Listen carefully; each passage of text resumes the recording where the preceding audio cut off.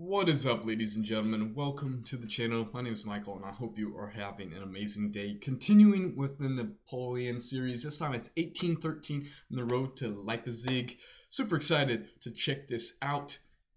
Drop a like. Let's get to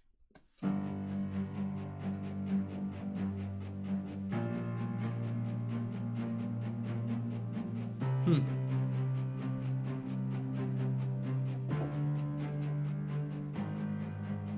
1812 had been a disastrous year for Napoleon. His invasion of Russia had led to the almost total destruction of an army of 500,000 men. Now Poland and Germany were wide open to Russian attack. Some advised Emperor Alexander that this was the time to make a favourable peace with Napoleon. Russia's own armies had been mauled and Western Russia devastated.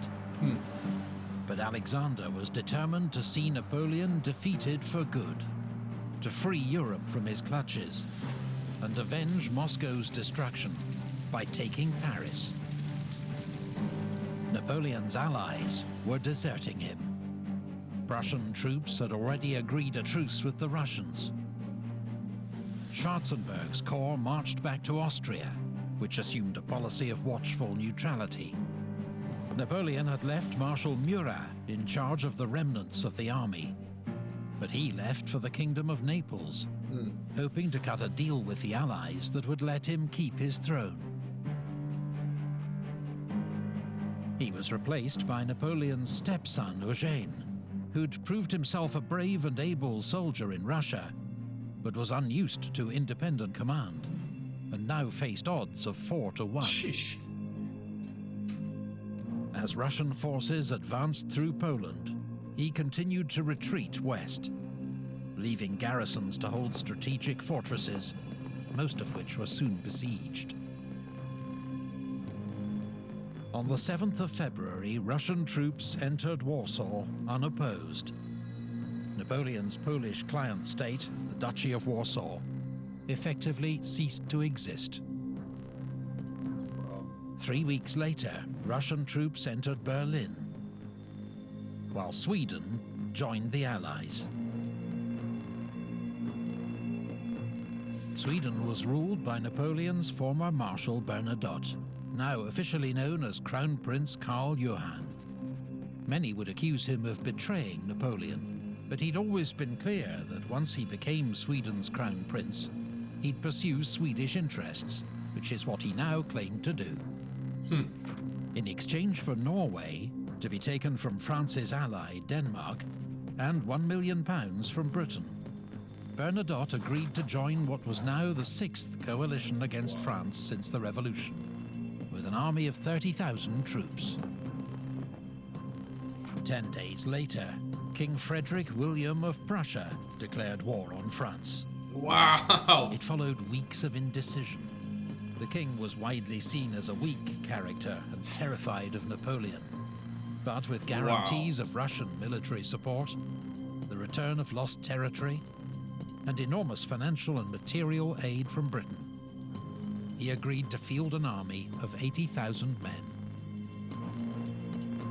On the 17th of March, he issued a proclamation to the people of Prussia and Germany, "An mein Volk," to my people, summoning them to fight for Prussia and Germany's honor, in what would soon be known as the German War of Liberation. The Prussian army had been greatly reformed since its humiliating defeat to Napoleon in 1806. A military commission headed by General von Scharnhorst had sacked nearly 200 old generals and abolished flogging, expanded recruitment, and introduced exams for officers, and overhauled training, tactics, and drill. When Napoleon met the new Prussian army in battle 2 months later, he remarked, "These animals have learned something." Yeah. Small consolation, they'd learned most of it from him. This video is... I mean, look at the difference in Napoleon's. like troops in the training, and then like they said, the Prussians kind of ripped them off in a sense. Took a strategy. Like if it works, don't try to, it's like trying to reinvent the wheel in a sense. And we're seeing Napoleon and his strategies working, and then we're seeing other nations adopt it, and when I was thinking about that, I remember watching a video of it was asking, have anybody ever fought American troops? And like that's kind of the training that we have in America. Is we're obviously a warmongering country. That's a whole different topic. But military wise, our strength is dependent due to the discipline and the training. I mean, there's so many different things you need to do just to do this and this and this and this. And we're seeing like Napoleon's success doing that, and then we're seeing the Prussians do that, becoming something they weren't originally. I have this history is so interesting.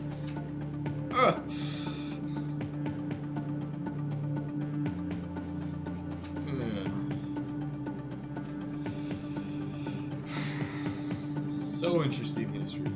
As his enemies massed in Germany, Napoleon was in Paris, working tirelessly to build a new army with which to face them.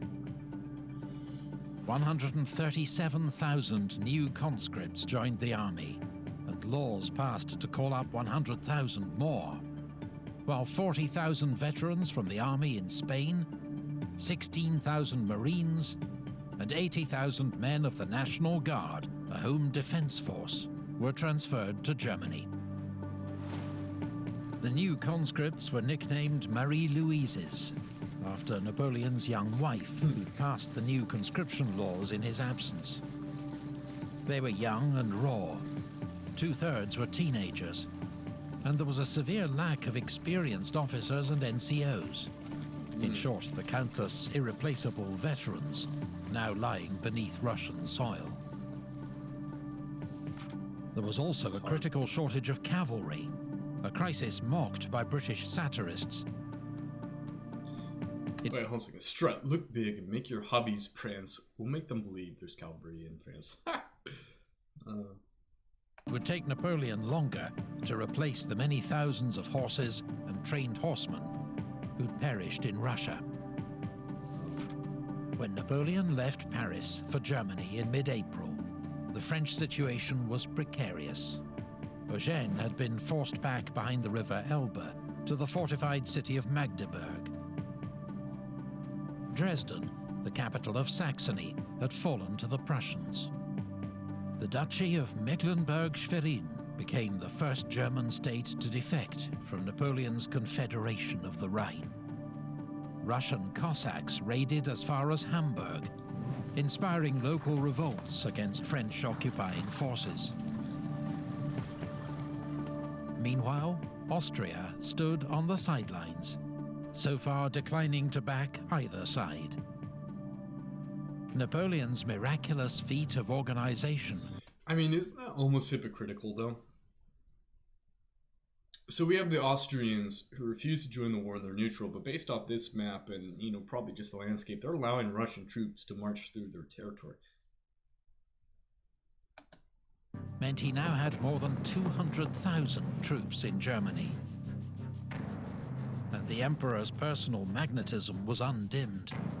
The morale of his army was high.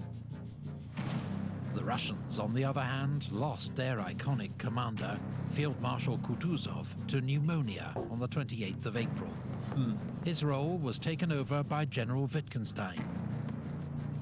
Russian troops were exhausted and far from home, their army weakened by the need to contain French garrisons across Poland and Germany.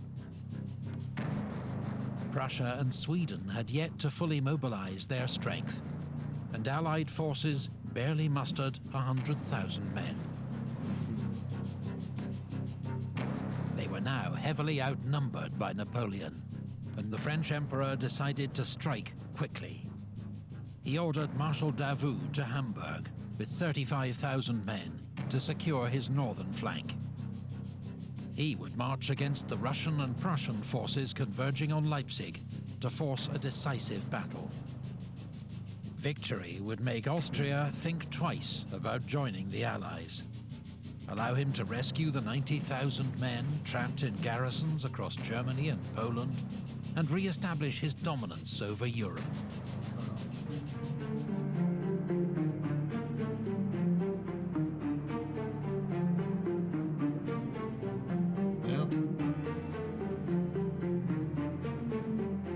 As Napoleon advanced on Leipzig, the Allies faced a predicament.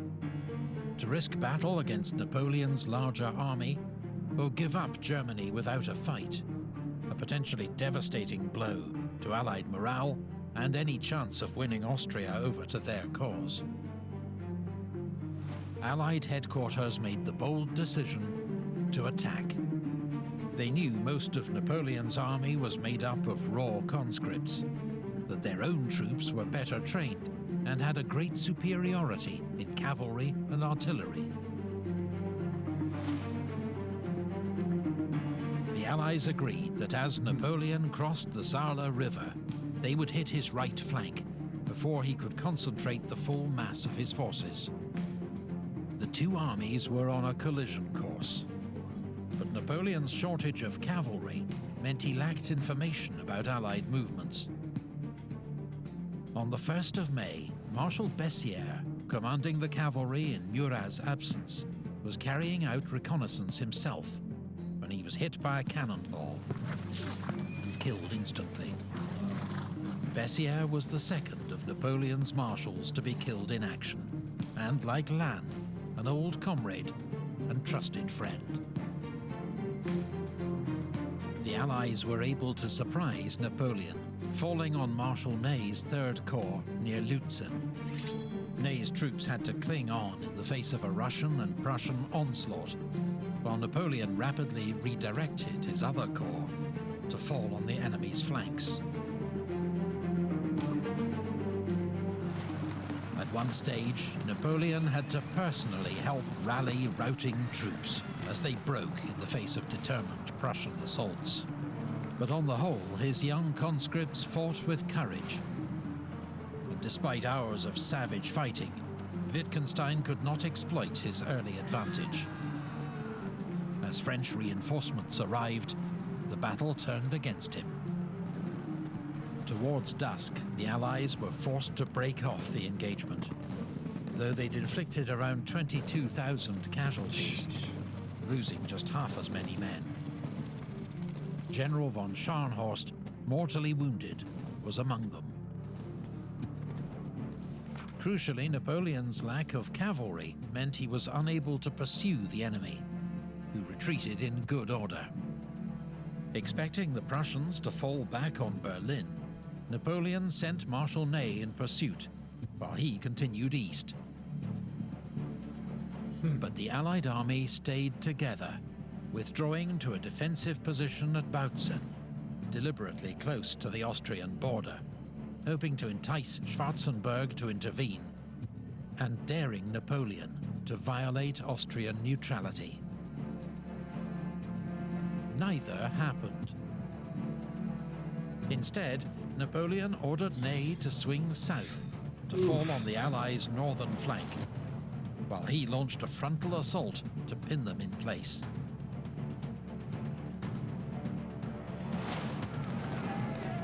The battle lasted 2 days, as French infantry struggled forward against the Prussian and Russian lines. But a misunderstanding over Ney's orders caused a delay that allowed the Allies to narrowly escape Napoleon's trap. Wow. Once more, the Allies fought with great determination and inflicted many more losses than they suffered. There were more casualties during the pursuit, including the next day General Duroc, Grand Marshal of the Palace, responsible for Napoleon's personal arrangements, and his closest surviving friend. Riding with Napoleon's staff, a freak cannon shot ricocheted off a tree and disemboweled him. Wow. His slow, painful death deeply upset Napoleon. The Emperor continued his pursuit to Breslau, once again hindered by his lack of experienced cavalry, while Oudinot was sent north to take Berlin, but was held at Luckau by von Bülow's Prussian corps. Wow. On the 2nd of June, with both sides strained to breaking point, neutral Austria proposed a ceasefire, which, to the surprise of many, Napoleon accepted.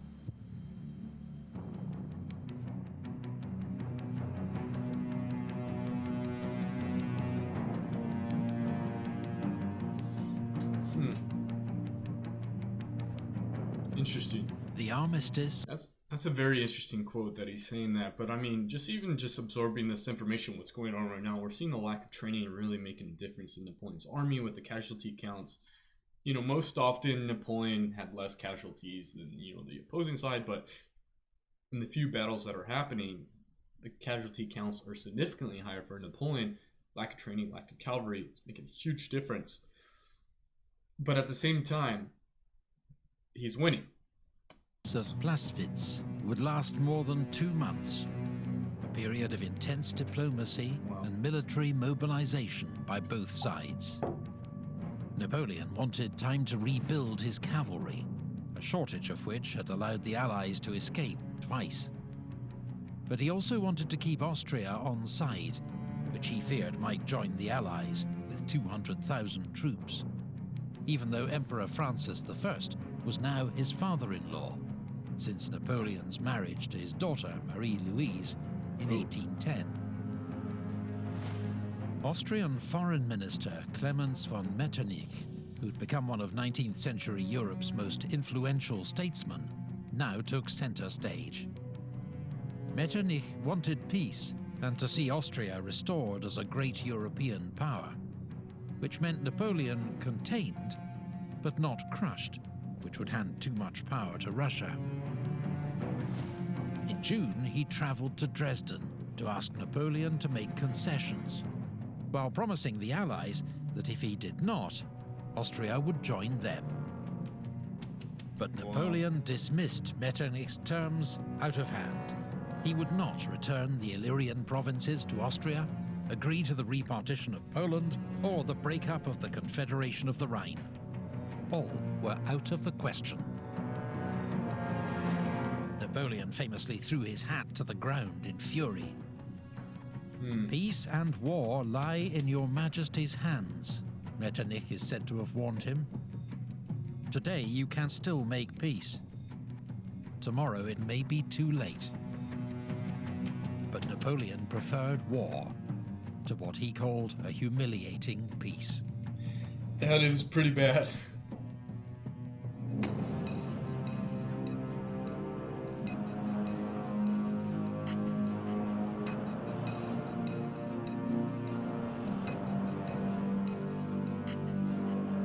On the 12th of August 1813, Austria joined the Sixth Coalition and declared war on France. The Allies now had a numerical advantage of 3-2, and a new strategy, the Trachenberg Plan. Recognizing Napoleon's genius, the Allies would avoid battle with the Emperor and instead target his marshals, threaten his flanks, and wear down French forces, until it was time to close in for the kill.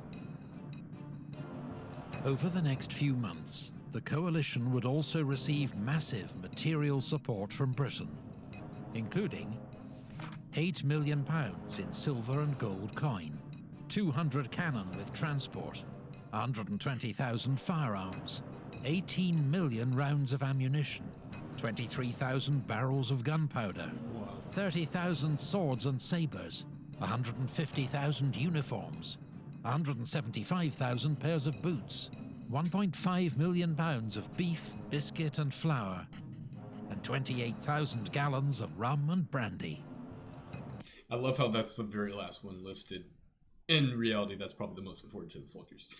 The total value of British aid to the coalition in 1813 was £11.3 million. Today, worth around $500 million. Napoleon, meanwhile, had turned Dresden into a major supply depot and strengthened his cavalry arm, though it remained a pale shadow of its glorious past. Murat returned to lead it, his secret approach to the Allies having been rebuffed. But when news arrived of King Joseph's disastrous defeat to Wellington's Anglo-Spanish-Portuguese army at the Battle of Vitoria, Napoleon had to send Marshal Soult, one of his best commanders, to salvage the situation.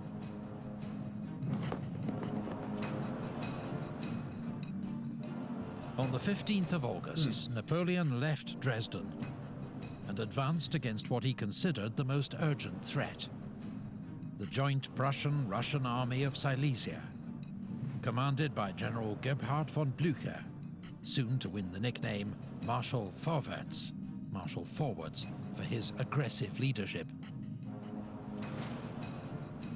But Blücher followed the new plan and retreated when he learned of Napoleon's advance. Napoleon then received news from Marshal Saint-Cyr, holding Dresden with 20,000 men, that Schwarzenberg's gigantic army of Bohemia was approaching, and the city and its supplies were in danger. Napoleon left Marshal MacDonald to keep an eye on Blücher and raced back to Dresden, sending Van Damme's First Corps to threaten Schwarzenberg's communications. By the time the Allied assault began, enough reinforcements had arrived to fight off the attack.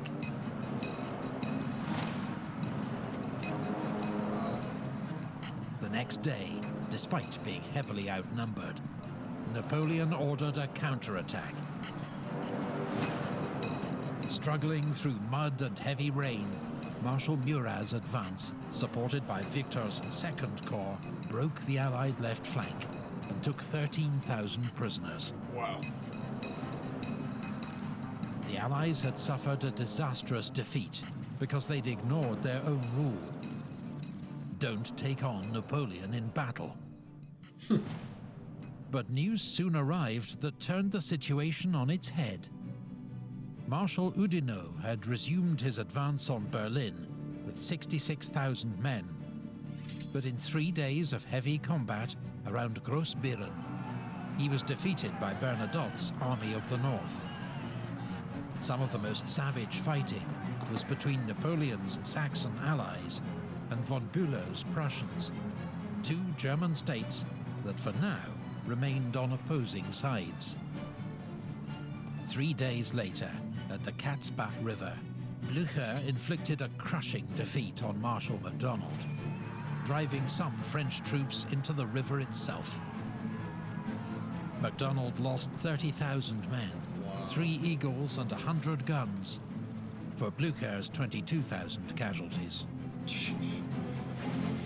3 days after Napoleon's victory at Dresden, as Van Damme's corps pursued the Allies, it became trapped in wooded valleys around Kulm and was overrun.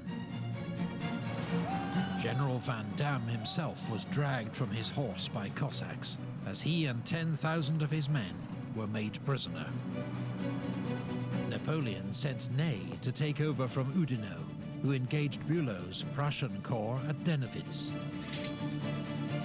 The Prussians, fighting to save Berlin, held their own until Russian and Swedish reinforcements arrived to turn the battle decisively in the Allies' favor. Wow. Ney's retreat became a rout, with the loss of another 22,000 men. Napoleon's brilliant victory at Dresden had been completely overturned in just 10 days. The Allied plan was working. Napoleon became increasingly frustrated as Allied armies withdrew wherever he advanced, and advanced wherever he was not. His teenage conscripts were exhausted by constant marching, and famished as Saxony had been stripped bare of supplies. Thousands fell sick, thousands more deserted. Russian and Prussian light troops were now operating behind Napoleon's army, harassing his communications with France. Many of Napoleon's marshals advised him to pull back to the River Rhine. He should. But Napoleon wasn't giving up Germany without a fight.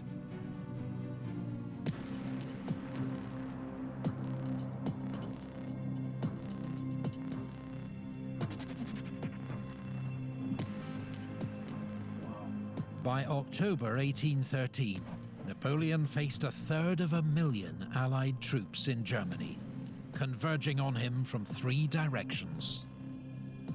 900 miles away, Field Marshal Wellington was crossing the Bidassoa River into France, the first enemy army on French soil in nearly 20 years.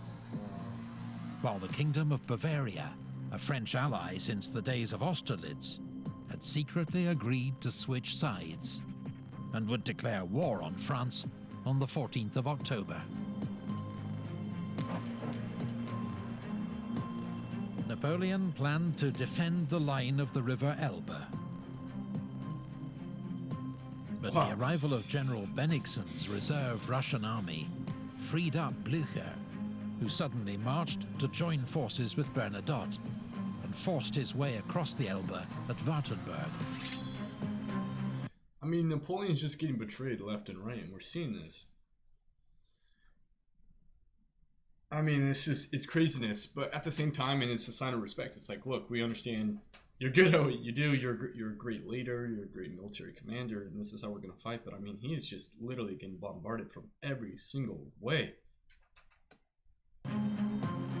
Napoleon went north with 150,000 men, seeking the decisive battle that would change his fortunes. But once more, Blücher narrowly escaped him. Then came news from Murat, who'd been left with 67,000 men to cover Schwarzenberg. The enemy had bypassed Dresden and was heading for Leipzig. If the city fell, Napoleon would be cut off from France. Once more, he was advised to fall back to the Rhine. Yeah. But instead, Napoleon ordered all his forces to concentrate at Leipzig.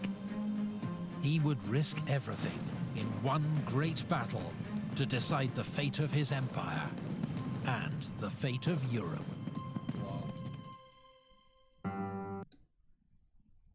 Interesting decision, to say the least. I mean, I agree with the marshals in the sense of going back into the Rhine, going into France. You know, at this point in time, you know, in hindsight, we can see what they're doing with their strategy. And I'm sure, you know, it's been months in this campaign, so Napoleon's aware of what they're doing as well. It's like they don't want to fight you head on and concentrate it. Take the advantage, pick the battlefield that you want to fight on, unless you really like this spot that you're fighting.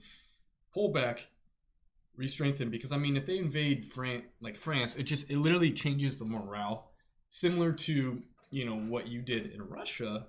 They're so far away from home that they're marching out, but you can kind of do guerrilla warfare, disrupt their supply lines. But once again, this is over 200 years ago, so tactics are a little different. But I mean, nonetheless, Napoleon's a genius, and the fact that the Allies respect that shows a lot. But anyway, super excited to check the rest of this series out. Be sure to subscribe, turn on those bell notifications, drop a like, let me know feedback if you agree with me, disagree with me, just comments, whatever it may be. Comment it below. As always, stay healthy, stay happy, have a blessed day.